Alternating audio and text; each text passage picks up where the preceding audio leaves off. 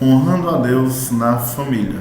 Colossenses 3, a partir do versículo 8 até o primeiro versículo do capítulo 4. Família a gente não escolhe. Muitas pessoas usam essa frase para dizer: olha, eu não estou nem aí com os problemas da minha família, não. Eu não escolhi nascer aqui. Já outras pessoas usam essa frase para dizer: essa é a minha família. Independente de quão problemática ela é minha família e eu vou lutar por ela até o fim. E a verdade é que não importa qual seja a nossa reação quanto à nossa família, mas nós sabemos que nós não escolhemos a família que nascemos. Não escolhemos quem serão os nossos pais, os nossos irmãos, tios, avós. Nós simplesmente não escolhemos a família que nascemos. E querendo ou não, aquela é a nossa família. Nós podemos escolher outra coisa. Podemos escolher seguir a Cristo. E aí quando nós escolhemos seguir a Cristo, tudo muda. Isso dá um impacto em toda a nossa vida, até mesmo na nossa família.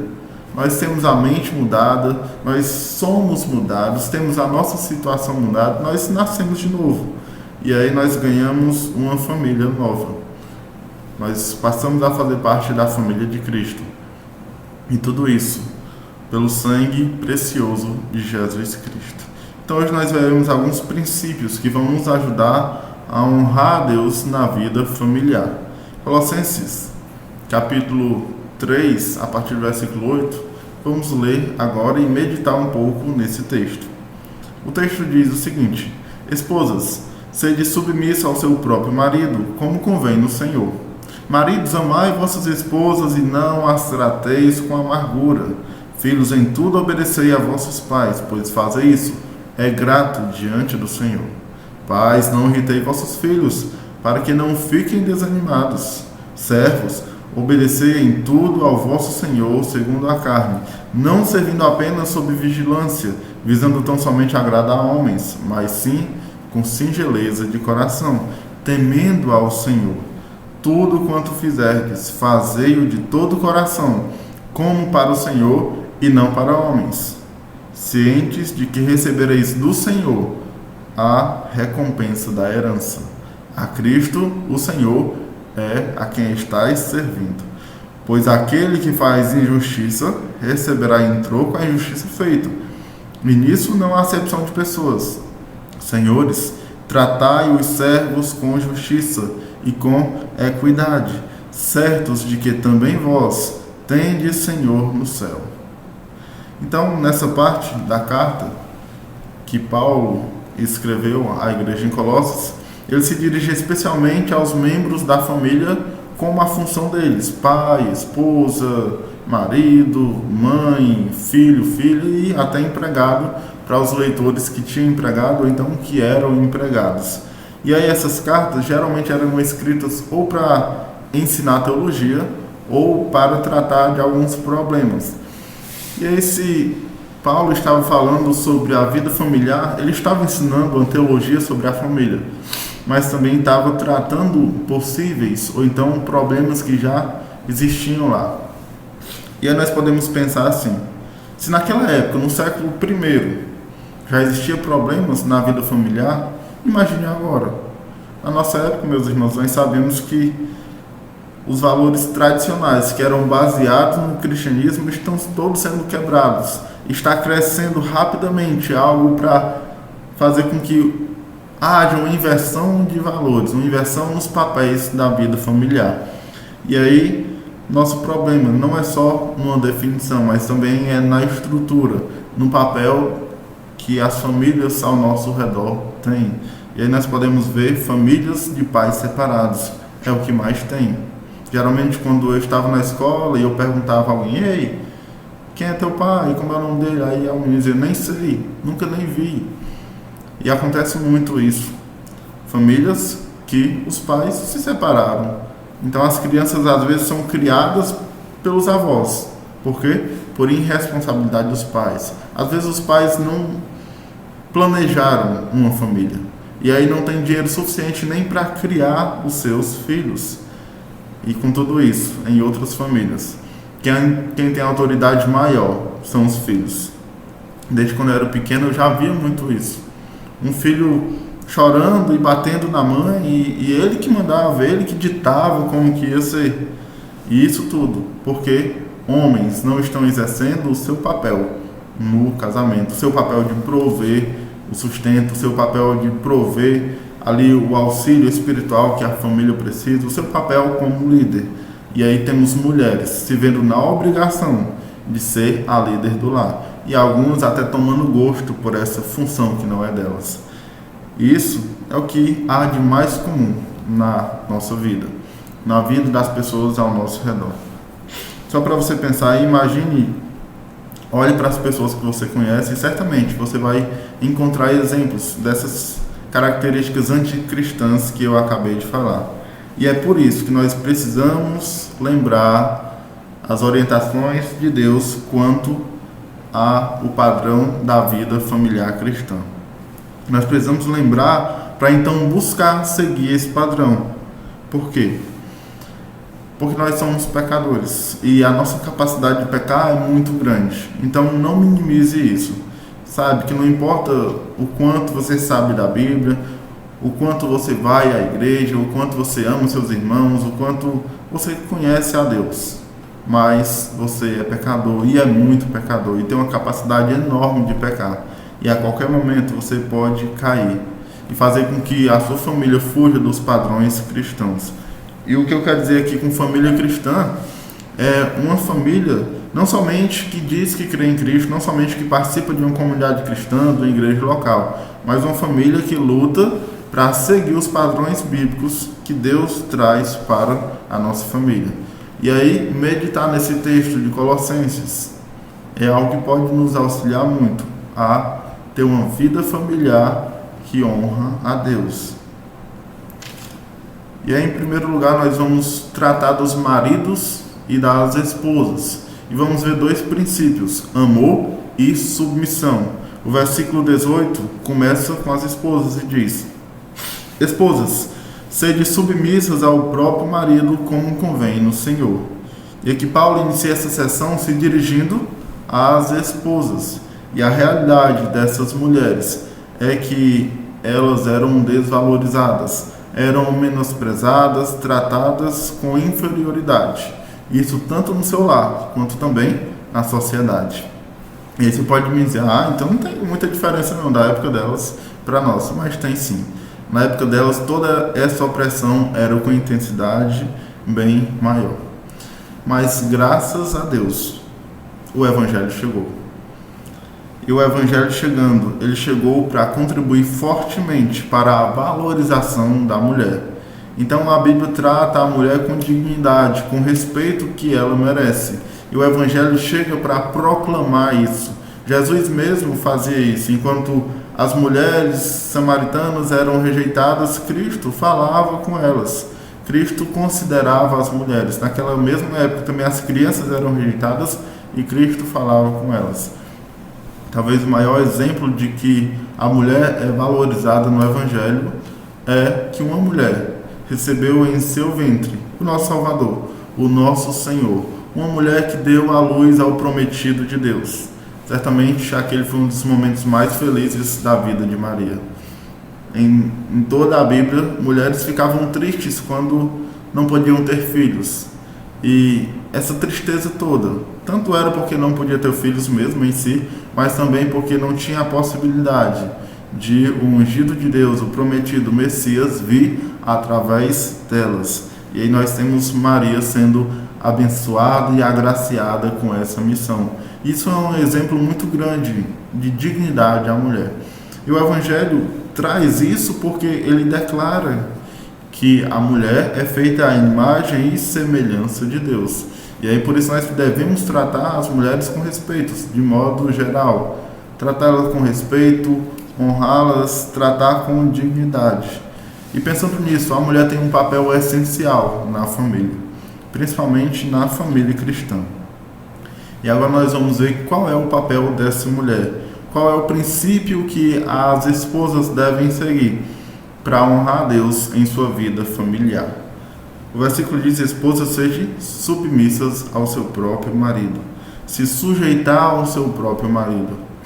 Esse é o princípio que ela deve seguir. E aí é importante lembrar que o fato de uma mulher ser submissa ao seu marido não significa que ela seja inferior a ele ou que o marido seja melhor do que ela. Significa justamente algo que nós vamos ver que honra a Deus, porque significa que o homem é a liderança do lar. Significa que o homem que tem autoridade no lar, e ela está reconhecendo isso.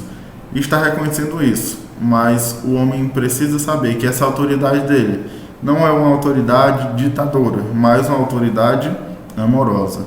E quando uma mulher é submissa, ela entende que o seu marido é autoridade e líder no seu lar. E aí, numa família onde cada membro tem uma função, é importante que cada membro saiba qual é a sua função. O filho, o pai, a mãe, o esposo, todos saibam sua função e assim vão poder cumprir sem querer exercer a função do outro e acabar atrapalhando. E aí, quando a mulher sabe qual é a função do marido, ela vai poder exercer muito melhor a função dela, vai poder cumprir muito melhor. E é importante ela querer que o seu marido cumpra a função dele. E essa é a missão dela. E aí temos a missão do marido e uma submissão. A missão da mulher é ajudar que o marido cumpra a missão dele diante de Deus. E ela, sabendo que a missão dele é liderar, ela vai auxiliar nesse sentido. E aí vai honrar a Deus, porque o seu marido está honrando a Deus e porque ela também está honrando a Deus. Nós podemos lembrar de uma bicicleta. Uma bicicleta, se não tiver os dois pedais, se tiver só um e a pessoa ir pedalando para chegar no destino, vai ter muito mais dificuldade. Talvez até consiga chegar, mas o tempo vai ser muito mais longo e o percurso vai ser talvez até perigoso. Então, quando se tem os dois pedais e pedala, chega tranquilamente e mais rapidamente. Da mesma forma, um casamento, as duas partes têm que trabalhar. A mulher tem que cumprir a missão dela, e a missão dela é auxiliar o homem da missão dele. E assim, os dois vão caminhando juntos. Então, esposas, auxiliar o seu marido é a sua missão. Auxiliar o seu marido a cumprir a missão dele é a sua missão. E aí esse é o princípio que você deve ser guiada para que você possa honrar a Deus em sua família. Então experimente seguir essas orientações bíblicas na sua família e veja como você vai poder agradar a Deus, como você vai honrar a Deus em sua vida familiar. Então agora que você viu na Bíblia que a sua missão é ser submissa, então fica aí a ação agora de executar essa missão que você tem. Mas você pode dizer, mas é difícil. E é claro, é difícil mesmo. E a Bíblia não tem dizendo em nenhum versículo que é fácil ser submissa. Não é fácil porque seu marido é pecador. Desde Adão, depois que ele se tornou pecador, Eva já tinha dificuldade em ser submissa a ele. Quando Cristo manda a igreja ser submissa a ele, ele é um Senhor perfeito, que não peca, não tem erro, é totalmente justo e nos ama sacrificialmente. Mas mesmo assim, nós achamos difícil seguir e ser submissos a um Senhor que é perfeito. Imagine as mulheres serem submissas a um homem cheio de pecados. Um homem que nem sempre é amoroso com elas, às vezes trata com falta de respeito, trata com indignidade elas e nem sempre toma decisões sábias. E aí você vai estar sendo submissa a um homem que vai aqui e acolá tomar uma decisão errada. E como assim? Eu avisei a ele, eu disse que não era assim e ele é cabeça dura. Realmente é difícil. Ou então você mesmo tem uma tendência de querer ser a líder. Você deve fugir disso. E aí, irmãs, é difícil sim cumprir a sua missão de ser submissa, de se sujeitar ao seu marido. Então, ore. Se derrame a Deus em oração, tanto para que você possa cumprir a sua missão, quanto para que o seu marido também possa cumprir a missão dele, para que ele possa ser um bom líder. Então se dedique nisso em oração. E lembre, a sua submissão ao seu marido só deve ir até onde ele é submisso a Cristo. No exato momento onde ele deixa de ser submisso a Cristo, a sua submissão para aí. Porque, em primeiro lugar, você está sendo submissa a Cristo. e aqui na terra ao seu marido.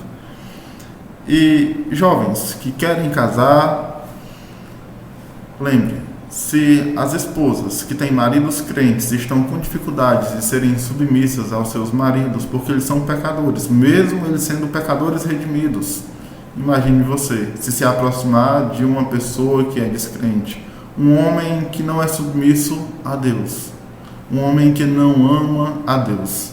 Será que esse homem que não ama a Deus vai lhe amar o suficiente? Então fuja disso.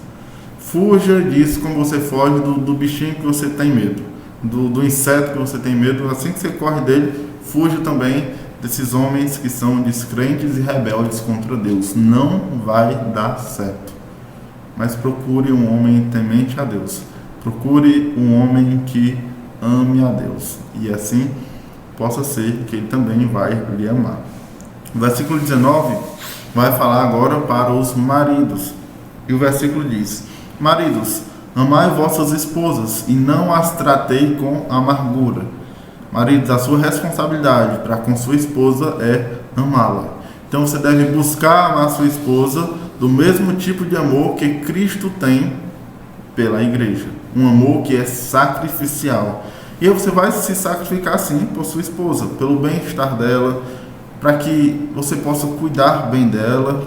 E depois de Deus, a sua esposa será a pessoa que você vai amar mais no mundo. Afinal, ela é uma só carne com você. Então você vai tratá-la bem. Você vai tratá-la com respeito, com dignidade. E vai dar todos os motivos para ela, para que ela possa ser submissa a você. E saiba que quanto mais amoroso você é para com sua esposa, mais você facilita o caminho dela de ser submissa a você. Então respeite a sua esposa, trate bem ela. E meus irmãos, muitas esposas envelhecem não só por causa da sua idade ou porque não se cuidam bem, mas porque os maridos não cuidam bem delas.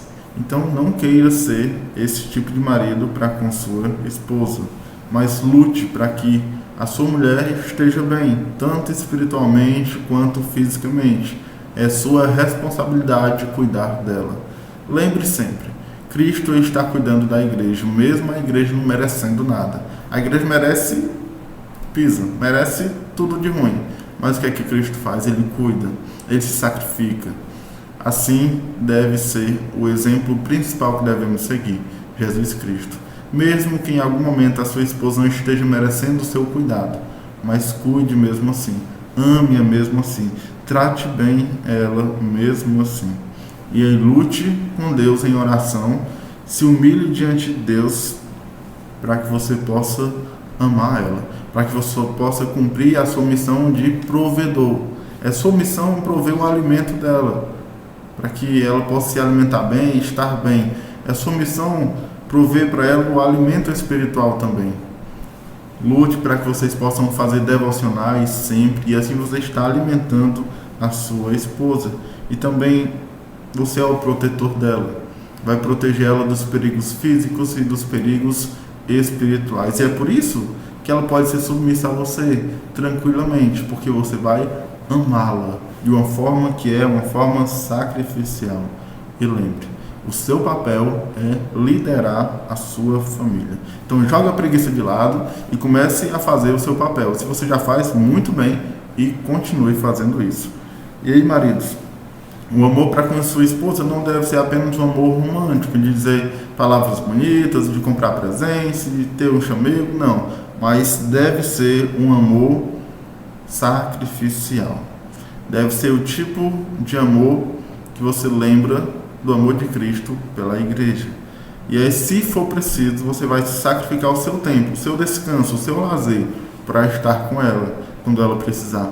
Vai sacrificar o seu tempo de fazer outras coisas para fazer um devocional com ela, se ela estiver com necessidade. Vai sacrificar os seus gostos para agradar a sua esposa. Vai sacrificar a sua vida para que você possa liderá-la bem e em amor. Vai sacrificar-se em oração pela vida espiritual da sua esposa. Você vai se sacrificar para prover o sustento dela, porque essa é a sua responsabilidade. você vai se sacrificar para motivá-la a sorrir, mesmo nos dias mais difíceis. E em tudo isso, não trate ela com amargura, é assim que o versículo diz. Não guarde rancor pelo que ela fez ou pelo que ela diz, mesmo que ela esteja sendo insubmissa a você, não guarde rancor. Converse com ela, converse com Deus, tente resolver a situação de uma forma que seja menos desgastante possível. E tente fazer com que vocês resolvam os problemas de vocês com Deus. Resolvam lendo a Bíblia, resolvam à luz das Escrituras. E aí tente deixar entre vocês, para evitar o desgaste, evitar que a confiança de vocês seja quebrada, a intimidade de vocês seja quebrada.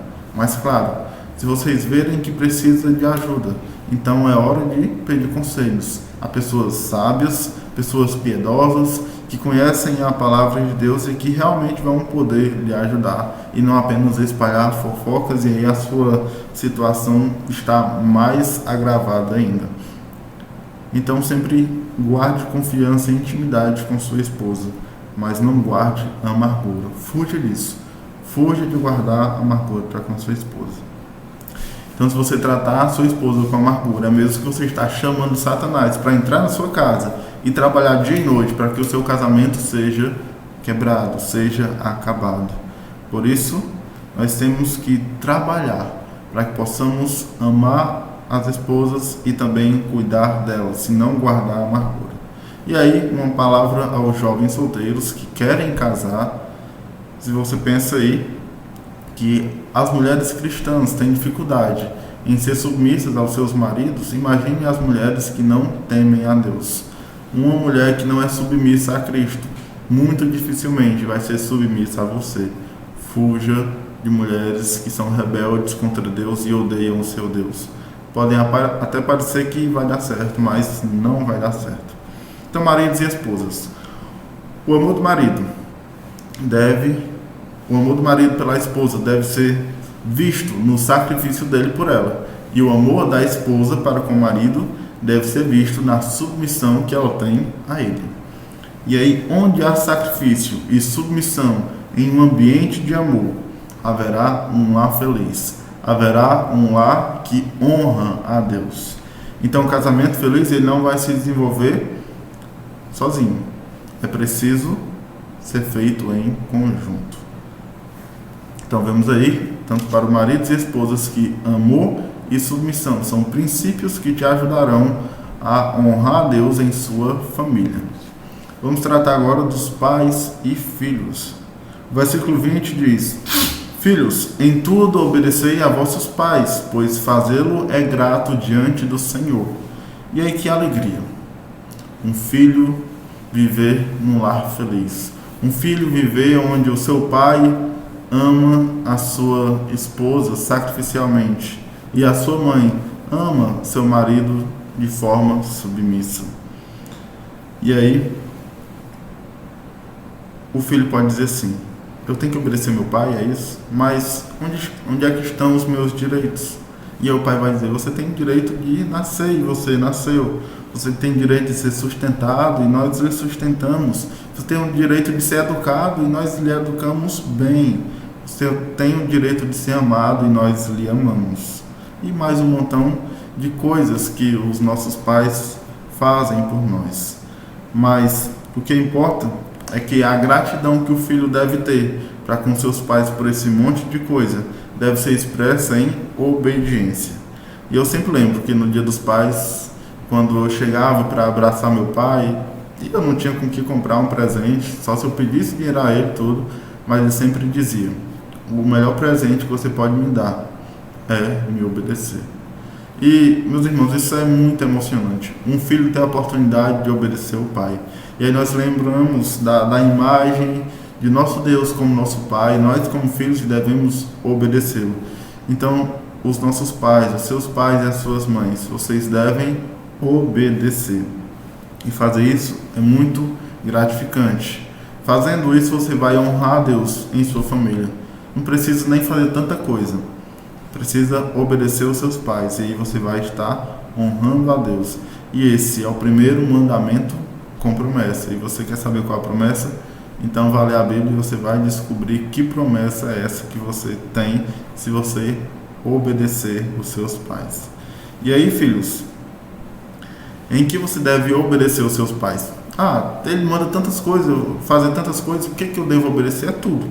Deve obedecer em tudo, até o momento que ele pedir para você desobedecer a Cristo. Aí você pode desobedecer o seu pai à vontade. Então, você pode até tentar convencer o seu pai, ele manda você fazer isso, ou deixar de fazer aquilo. Você pode até tentar convencer o seu pai a fazer o seu querer. Mas no final, se ele não for convencido, a palavra dele tem que ser obedecida. É o que Deus quer para os filhos. É a sua missão como filho. É obedecer o seu pai. Esse é o seu papel na sua família. A sua função é obedecer aos seus pais. E aí nós perguntamos, você quer honrar a Deus em sua família? Então, filhos, obedeçam os seus pais.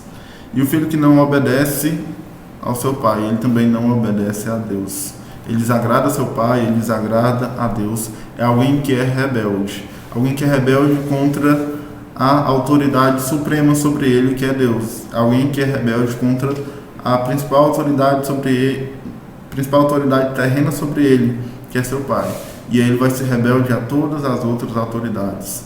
Professores, presidentes, governadores, policiais. E em algum momento ele pode até ser que ele seja, vamos dizer assim, respeitoso para com determinadas autoridades, não para com seus pais. Mas esse tipo de respeito, esse tipo de obediência, é um tipo que é hipócrita. É um tipo que não é verdadeiro e tem motivações erradas. E isso significa que está desonrando a Deus mesmo assim. Porque Deus, ele sabe da motivação de cada um. Então não adianta ser obediente a várias pessoas se não é obediente aos seus pais. Isso significa que você está sendo hipócrita. E alguns filhos podem perguntar, quais são os meus direitos? Novamente. E você vai dizer, você já tem todos os seus direitos, mas a sua obrigação principal é obedecer. Então, filhos, vocês querem obedecer, vocês querem honrar a Deus? Então, obedeça aos seus pais. Vocês amam os seus pais, então obedeça a eles e demonstre na prática. Prove o seu amor para com eles na obediência. E agora, também temos uma palavra aos pais. Se os filhos devem obedecer, os pais, vamos ver no versículo 1 que diz: Pais, não irritei os vossos filhos, para que não fiqueis desanimados. Então vocês vão precisar preparar o ambiente o máximo possível para que os seus filhos tenham prazer e facilidade de lhe obedecer. E aqui eu vou trazer 4 passos bem simples que vão lhe ajudar a encorajar os seus filhos a obedecer a você. O primeiro passo é ter um bom relacionamento com Deus. O segundo passo é ter um bom relacionamento com seu cônjuge. O terceiro passo é ensinar os seus filhos à luz da Bíblia. E o quarto passo é não contradizer o seu ensino com a sua vida. Então você precisa ter um relacionamento com Deus, intimidade com Deus. Você precisa ter um bom relacionamento com a sua esposa ou o seu marido. E aí lembra lá das orientações, os 2 princípios anteriores de marido e esposa. E ensinar o seu filho na Bíblia. Você pega a Bíblia e ensina: olha, meu filho, está errado nisso, está certo nisso. E aí, talvez agora o passo mais difícil é esse: não contradizer o que você ensinou. Porque ensinar na Bíblia pode dizer até que é fácil. Você abre a Bíblia, lê, diz está errado, está certo. Mas agora você fazer de acordo, isso é mais difícil. Então, quando você contradiz o seu ensino com a sua vida, isso vai fazer com que os seus filhos se desanimem em obedecer a você. E aí você vai falhar na sua missão de pai, na sua missão de mãe, e não vai estar honrando a Deus. E se você falhar em um desses passos, não significa que o seu filho não vai lhe obedecer nunca mais, mas significa que será mais difícil para ele e menos prazeroso. Então, quando seu filho vier lhe pedir uma coisa e você tem quase certeza que vai dizer não para ele, não diga não. Calma, pense, ore, converse com seu filho. Se possível for, mostre na Bíblia, mesmo que você tenha pouco tempo. Então explique para ele qual a sua decisão. E aí, se ele ficar zangado, emburrado, chateado, o problema é dele. A sua missão você já fez. O princípio que você deve seguir para honrar a Deus, você já cumpriu. E isso vai facilitar com que o seu filho lhe obedeça, porque ele vai entender a motivação das suas decisões em relação à vida dele. Quando você for disciplinar os seus filhos, não façam isso de maneira irada. Espere passar a ira, espere passar o furor, a raiva, porque senão você não vai estar disciplinando ele com a motivação correta. A motivação de disciplinar o filho é fazer com que ele cresça, fazer com que ele aprenda e ele sofra por aquele ato errado que ele fez. Mas quando você disciplina ele com ira, talvez a sua motivação principal é derramar sua ira sobre ele, é descontar a raiva que ele fez em você sobre ele. E aí isso não é disciplina, é uma vingança. E isso não honra a Deus. E aí quando você não está com raiva, quando você está tranquilo e vai disciplinar seu filho, isso vai doer muito mais em você do que quando você está com raiva. Porque você ama os seus filhos. Você não quer disciplinar, você não quer que eles sintam dor ou desconforto. E você vai sofrer com aquilo. Mas você sabe que está honrando a Deus e que isso vai fazer bem para ele, tanto no presente quanto no futuro.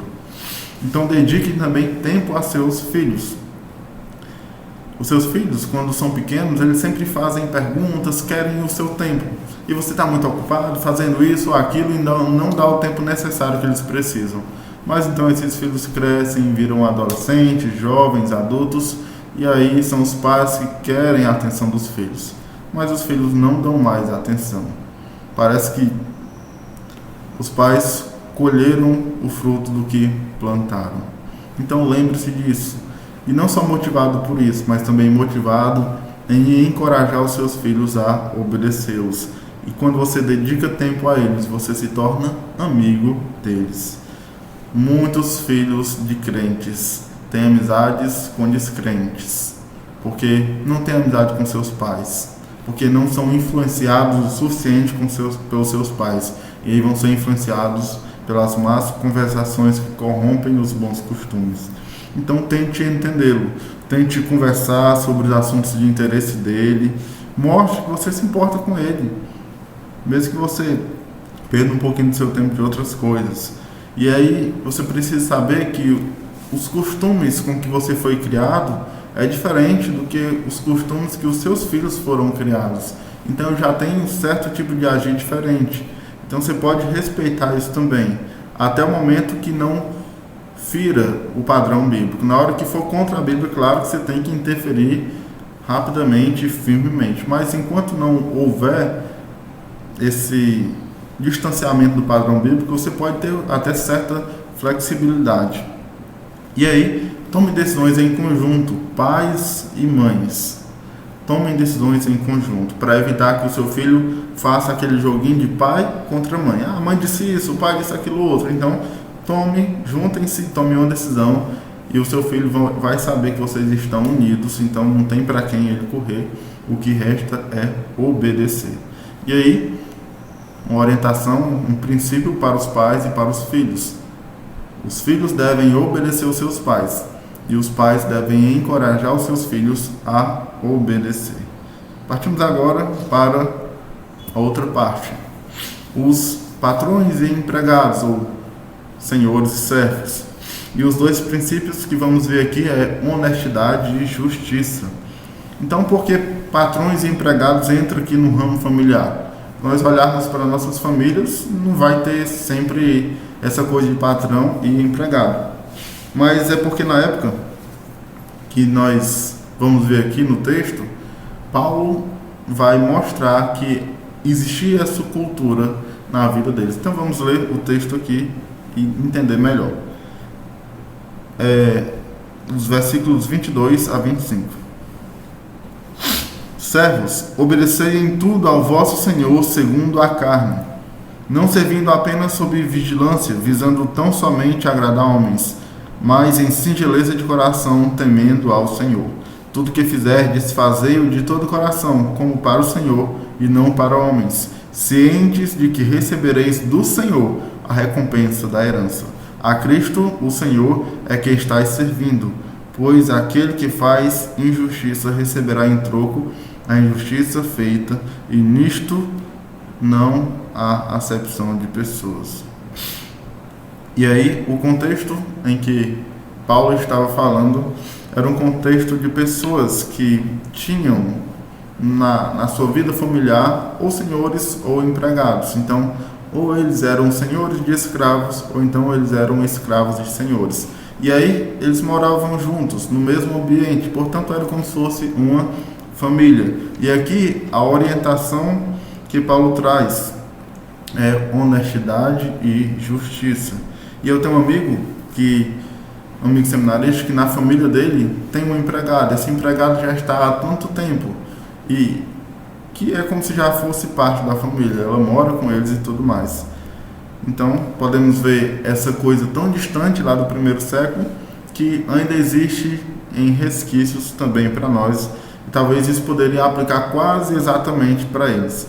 Mas o que nós precisamos pegar aqui é o princípio de honestidade, o princípio de justiça. E aí nós vamos primeiro ver os servos. E os servos, eles devem ter honestidade quanto ao seu modo de agir. Uma família vai ser conhecida em como o pai de família é no seu trabalho. Se ele é honesto, se ele cumpre os seus papéis, ou se ele faz simplesmente para puxar o saco do patrão e faz só na frente dele e depois faz de qualquer jeito. O que a orientação bíblica traz aqui é para que nós possamos cumprir as nossas obrigações em nosso trabalho, como se fosse para o Senhor. E aqui no seminário eu tenho uma obrigação de servo ou de empregado com o seminário, que é lavar os banheiros, fazer alguma faxina e aí ganhar uma bolsa, um desconto na mensalidade. E aí muitas vezes dá a preguiça de fazer do modo correto, mas se eu lembro desse versículo, então eu sei que eu tenho que fazer como se fosse para Jesus. Teve uma época em que o MEC veio para cá, então tinha que deixar tudo brilhando. E aí se eu imaginar que todos os dias Jesus está aqui, eu tenho que deixar tudo brilhando para Ele todos os dias. É algo que é difícil, mas é uma maneira que nós podemos honrar a Deus em nossas famílias. Podemos representar nossas famílias onde formos trabalhar, e vai ser conhecidas como famílias que honram a Deus. E também sobre os patrões. O versículo 1 do capítulo 4 de Colossenses diz: Senhores, tratai os servos com justiça e com equidade, certos de que também vós tendes Senhor no céu. E aí, o apelo que Paulo traz é: você é Senhor, você é patrão, você também tem um Senhor no céu. E aí nós já sabemos que esse Senhor, ele vai julgar segundo as nossas obras. E ele não tem parcialidade no que ele faz. E aí, assim como o nosso Senhor é justo conosco, se nós temos algum empregado, algum servo, nós devemos também ser justo com ele. Não devemos colocar uma carga de trabalho além do que ele pode carregar. E, se for o caso, também devemos seguir as leis do nosso país quanto às leis trabalhistas, e aí nós vamos obedecê-los. E a nossa família vai ser conhecida como uma família que honra a Deus. Então, irmãos, nós vimos aí alguns princípios que guiam a nossa família a honrar a Deus. Eu espero que você possa, em suas orações, pedir para que você possa seguir esses princípios, e assim a sua família seja conhecida pela igreja, pela sociedade e por Deus como uma família que honra a Deus.